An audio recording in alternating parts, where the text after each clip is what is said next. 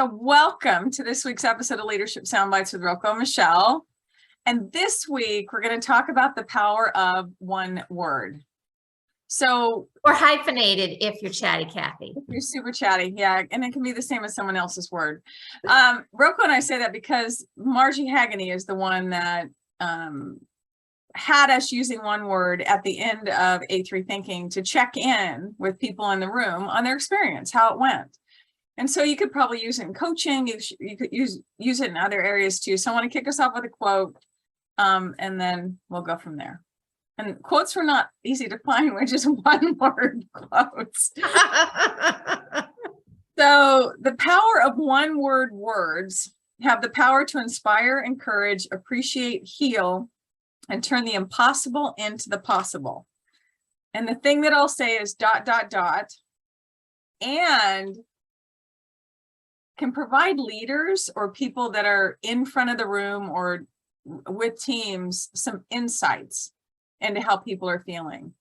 And very quickly, because I say that because we're going through so much change with COVID, and then organizations are rapidly trying to come out of that and reinvent. And so people get survey fatigue. I mean, there's like survey after survey after survey that goes out. One word if you're a leader to check in with your team can happen like that. Mm-hmm. And you're not doing a survey, and you're gonna be able to tell a lot by that. So I'll stop there. What are your thoughts? Yeah, I love this exercise this activity that Margie Hagene shared with us. I use it in so many different settings, and it helps with reading the room. You know, if you're teaching a class or facilitating some meeting, immediately you can get a sense of where people are based on the one word that they select. It also, gets people to reflect on what they've heard, what their experience was. And I know we talk about this a lot, but in our roles as coaches and as lean or change agents, reflection is a big part of what we do. And oftentimes when people hear reflection, they think, oh my God, I don't have all that time. I don't want to journal. I don't want to do this. It's going to take too long. And when you show them, it just takes a second to think of one word that describes your experience or your takeaway. It's an easy way to flip that person into reflecting. And as the person in the front of the room, you get the insight, as you said, as to how effective or meaningful or valuable the session was, whether it's a one-on-one or one-to-many. Well, and the other, and I'll say this real quick, because my practice is, because people are like, what are you talking about one word? So what happens at the end of, and you could do it at the beginning. Yeah. You could do it at the beginning of end. In fact, I was planning an on-site, and they were talking about doing one word at the beginning of this on-site that was going to be 2.5 days, and then doing a one word at the end and comparing these one words. Mm-hmm. And you could do word clouds with them and everything, but basically you do this to the room. What one word best describes your experience with today, or how you feel about X, whatever that may be. Yeah. And literally you just go around the room, and super quick to do it, right? And like Roko said, you get some feedback on where people are with what's happening. The thing that I encourage you to do is, especially if you're a leader and it's your team you're checking in with, could be after a team meeting, team huddle, maybe there's an announcement that you just shared with them, right? What's one word that best describes how you're feeling about doing what I shared with you just now? Share your one word with them as well. Because last, but thank you for that. Thank you. The passion behind Roko's thing is you do not go first. You don't go first. Thank you, Roko. But go last, but share your word with them too, because it's two ways, so that they get a sense of how you're feeling. So it's not just a one-way communication. But you ran across something else when we were kind of researching what we're going to talk about. It was around, it was select a word for the year. Oh yeah, but you said the challenge. It was a challenge that was out there. That's right. Yeah. What's one word that will take you through the year, through your decision making, through, whatever you're experiencing throughout the year. And so I had said encourage, because we had just had this great podcast session, and in the session, our guest said, Pam said, encourage, that was one of her lessons learned. And it's just continued to stick with me even after the session. And so if I had to pick a word right now, it would be encourage. I love that. And so that's interesting to me. The other aspect, when you were talking, I'm thinking about leadership. And so we do strategy sessions with leaders. So leaders align on goals and strategy for the year, right?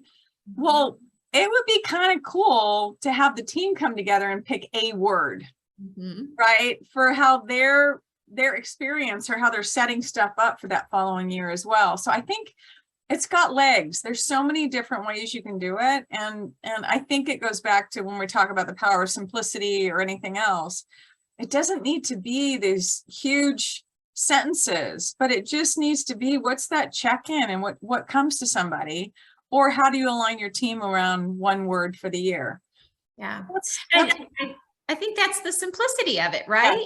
Yeah. It literally is just one word, but there's so much power in the clarity of that one word, because it's not surrounded by all this other, what I'll call noise at this moment, for lack of a better word. I was thinking about fluff. Fluff. That's a good word for me. Noise, fluff. Yeah. But it all the fluff or the noise is oftentimes what might create biases, because people will start to hear different things as you elaborate on your thinking. But the one word is just so simplistic that it's easy to get a clear understanding or a feeling of what the person is experiencing. The last thing I'll say on that is, if there's a word that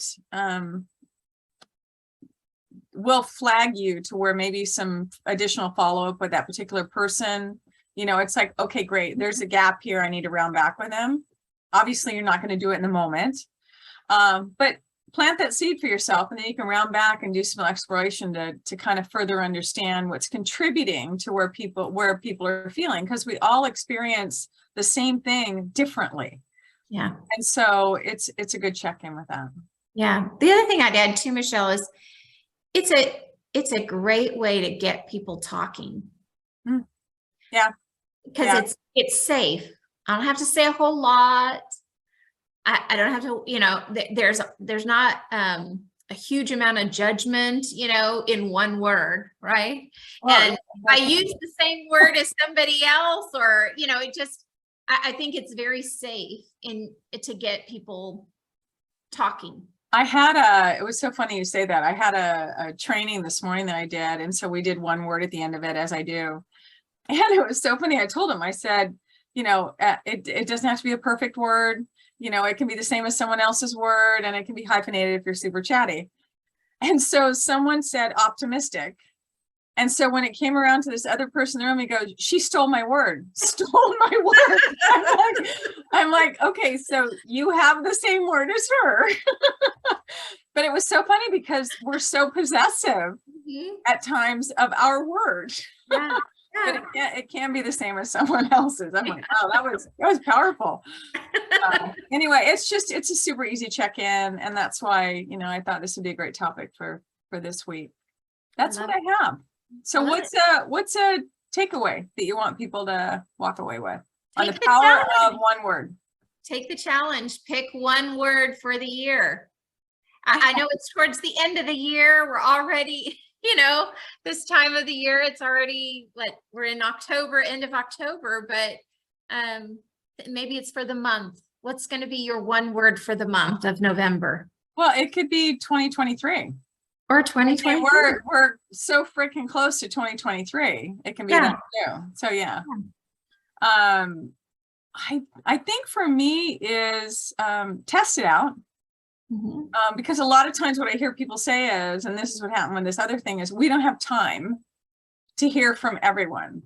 It takes seconds, literally seconds. I did an entire room of, I think there were 70 some odd leaders, And it may have taken us 3 minutes, 4 minutes, literally to go through the room because it's goes that fast.